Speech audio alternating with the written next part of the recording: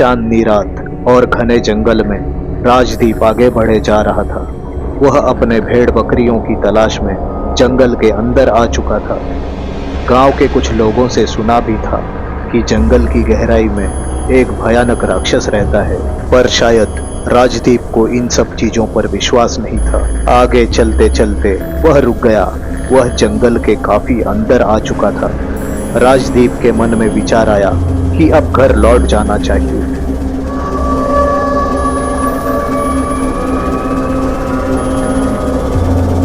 डरावनी आवाजें और दर्दनाक चीखों को सुनकर राजदीप खुद को रोक नहीं पाया और वह आगे बढ़ने लगा।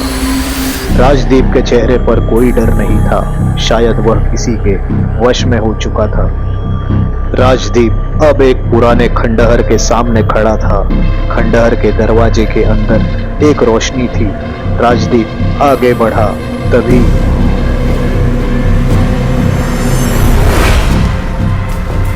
चले जाओ यहाँ से, वापस मत जाओ अंदर। क्या मौत के मुंह में जा रहे हो? ओह, तो तुम्हें उसने वश में कर लिया है। तुम उस इंसान को अंदर आने से नहीं रोक सकते, भाग जाओ। उस एक भयानक से बड़े आंख ने राजदीप को अंदर बुलाया। राजदीप के खंडहर के अंदर आते ही वशीकरण टूट गया। अरे अरे, ये क्या? ये कौन सी जगह है? मैं यहाँ कैसे आ गया? यहाँ तो पशुओं के सिर का कंकाल पड़ा है। और ये क्या? अरे, वह तो आंखें हैं, इतनी सारी आंखें। इसका मतलब मोहन चाचा और राजपाल सही कह रहे थे। मुझे अभी यहाँ से निकलना होगा।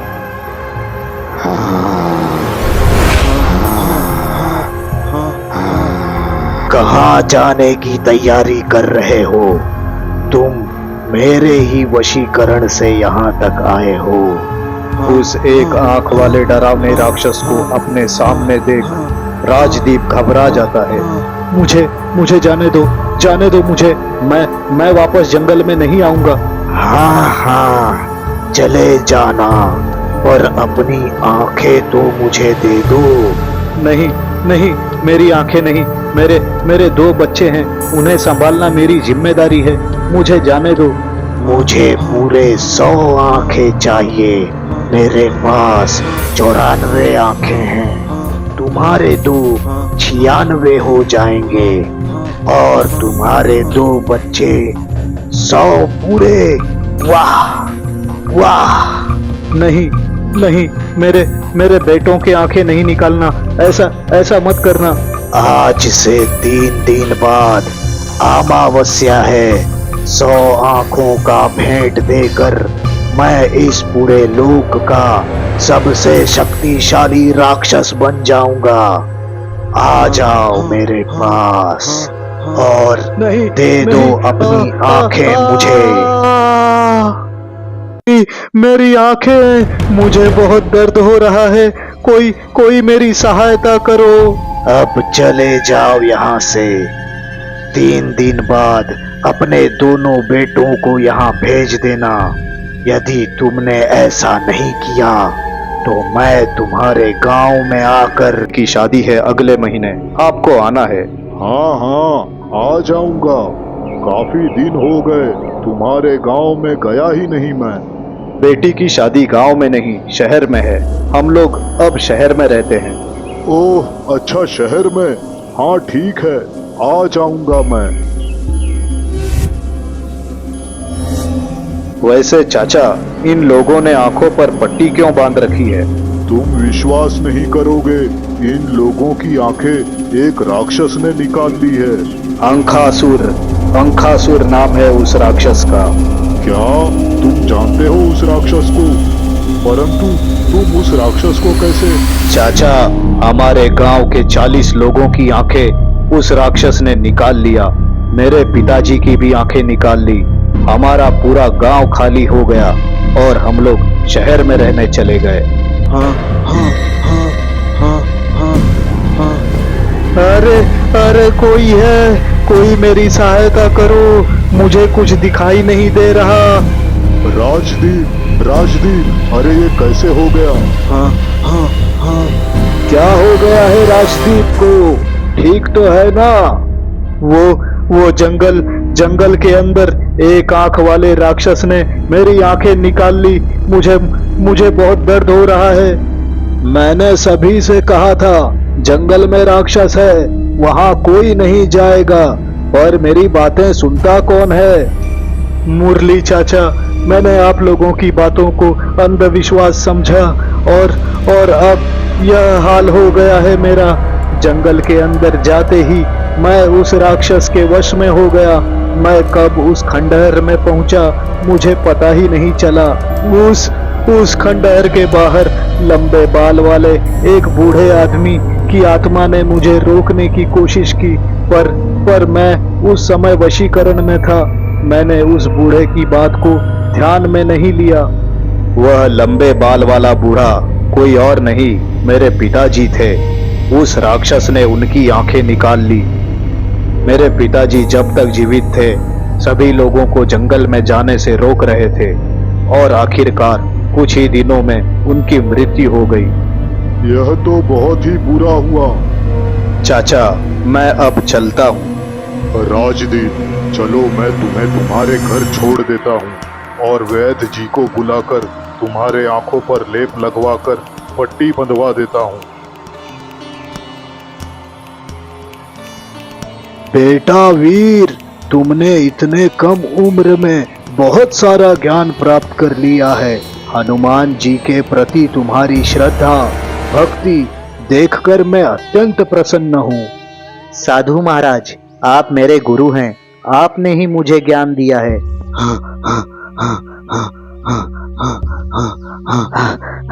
वीर वीर, जल्दी घर चलो, तुम्हारे पिताजी की आंखें नहीं रही। चलो जल्दी घर चलो। क्या? ये तुम क्या कह रहे हो? वीर बेटा, चलो चलो, मैं भी तुम्हारे साथ आता हूँ।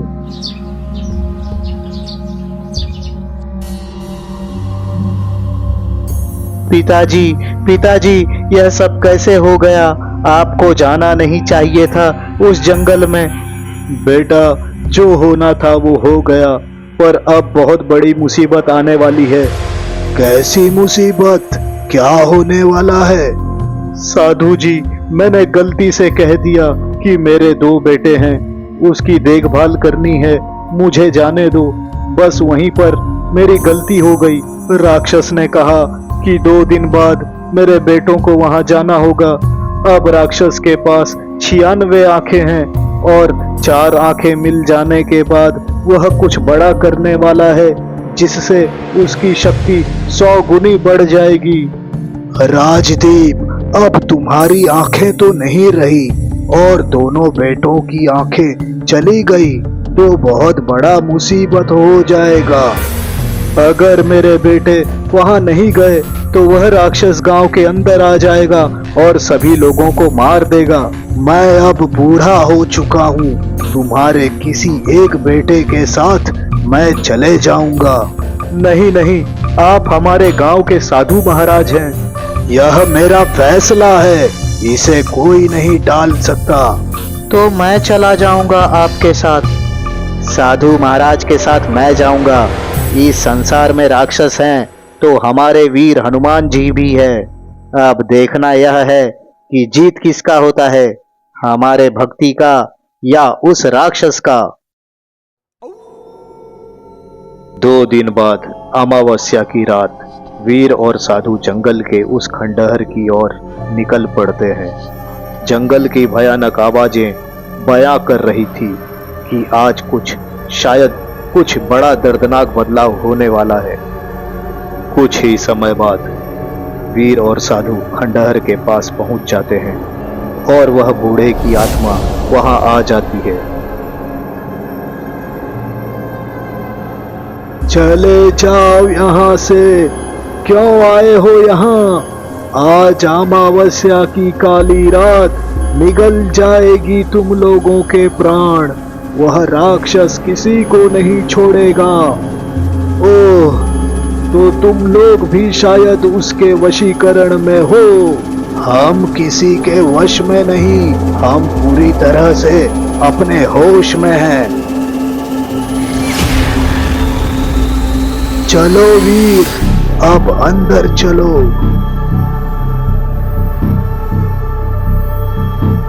वीर और साधु खंडहर के अंदर आ जाते हैं।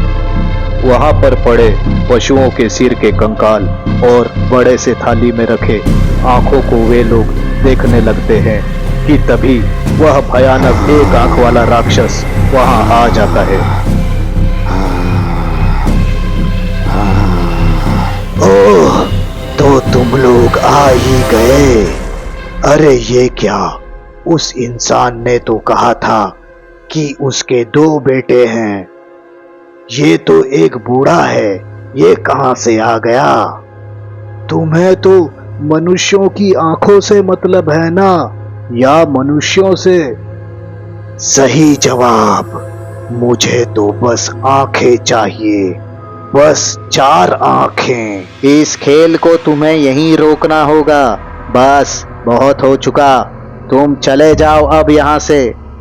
क्या कहा?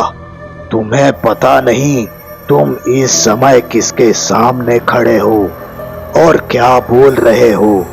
तुम एक साधारण इंसानी बालक हो। तुम्हें राक्षस होने और तुम्हारे काली शक्तियों का बहुत घमंड है। तुम्हारा सारा घमंड चूर चूर हो जाएगा जब तुम्हारे प्राण हरने वो यहाँ आएगा। कौन आएगा? मुझे तो सिर्फ 4 आंखें ही चाहिए।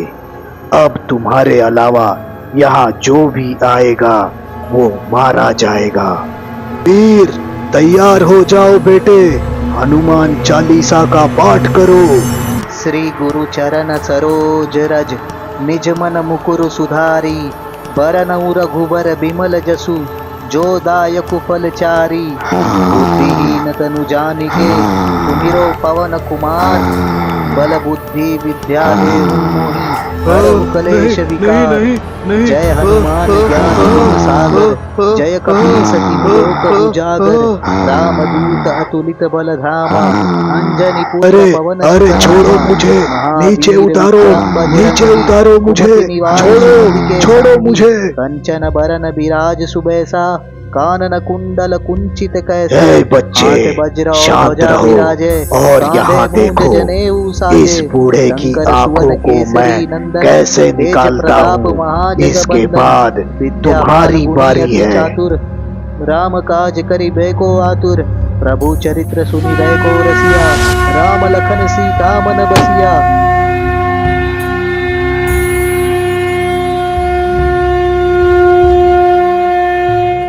कौन हो तुम?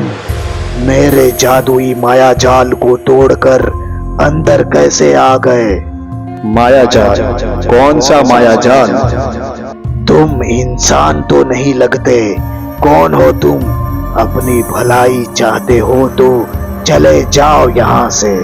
हाँ, मैं यहाँ से जाने के लिए नहीं, तुम्हें मृत्यु लोक पहुँचाने आया हूँ। यह हास्य उपहास करने का समय नहीं। तुम्हें मैं अभी यही मार दूंगा। प्रयास और रावण के भाई अहि रावण, इन सभी राक्षसों का अंत जिसने किया है वो हमारे देव महाबली वीर हनुमान जी हैं। तो तुम ही वह हनुमान हो। मुझे क्षमा कर दो। मैं चला जाता हूँ यहाँ से। तुमने कई मनुष्यों की आंखों को निकाला है और तुम्हारे प्राण तो तुम्हारे इस एक आंख में है। इस आंख को फोड़े बिना तो मैं कैसे जा सकता हूँ?